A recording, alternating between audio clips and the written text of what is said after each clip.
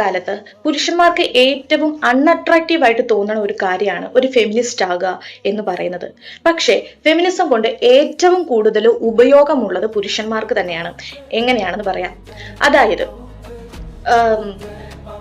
കൂലിപ്പണി ചെയ്ത് ജീവിതത്തിന്റെ രണ്ടറ്റവും കൂട്ടിമുട്ടിക്കാൻ ശ്രമിക്കുന്ന ഒരു ഹസ്ബൻഡിനോട് അത് സാധിക്കാതെ വരുമ്പോഴത്തേക്കും നിങ്ങളെ കൊണ്ടൊന്നും ആകുന്നില്ല, നിങ്ങൾ ഒരു കഴിവുകെട്ടവനാണ് എന്ന് പറഞ്ഞ് ഇമോഷണൽ ആൻഡ് എക്കണോമിക് അബ്യൂസ് ചെയ്യുമ്പോഴത്തേക്കും ഒരു ഭർത്താവിനെ പോലെ തന്നെ ഭാര്യയ്ക്കും വീട്ടിലെ ചെലവുകൾ നോക്കാൻ, കുടുംബം നോക്കാനുള്ള ഉത്തരവാദിത്തം ഈക്വലി ഉണ്ട് എന്ന് പറയുന്നിടത്താണ് ഫെമിനിസം വർക്ക് ചെയ്യുന്നത്.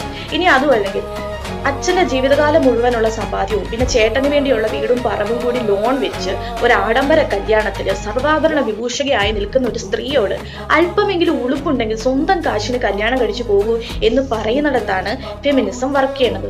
ഇനി അതുമല്ലെങ്കിൽ പ്രായമായിട്ടുള്ള അച്ഛനെ അമ്മേനെ നോക്കാൻ പുരുഷന്മാരെ പോലെ തന്നെ സ്ത്രീകൾക്കും ഉത്തരവാദിത്തമുണ്ട് എന്ന് പറയുന്നിടത്താണ് ഫെമിനിസം വർക്ക് ചെയ്യുന്നത്.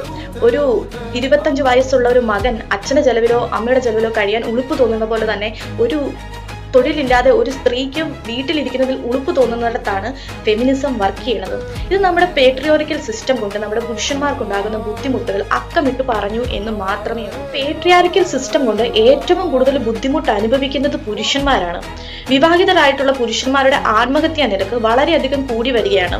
അത് സ്ത്രീകളുടെ ആത്മഹത്യാ നിരക്കിനേക്കാൾ വളരെ അധികം കൂടുതലുമാണ്. അതുകൊണ്ട് തന്നെ ഫെമിനിസം ഏറ്റവും കൂടുതൽ അനിവാര്യമായി വേണ്ടത് പുരുഷന്മാർക്ക് വേണ്ടിയാണ്.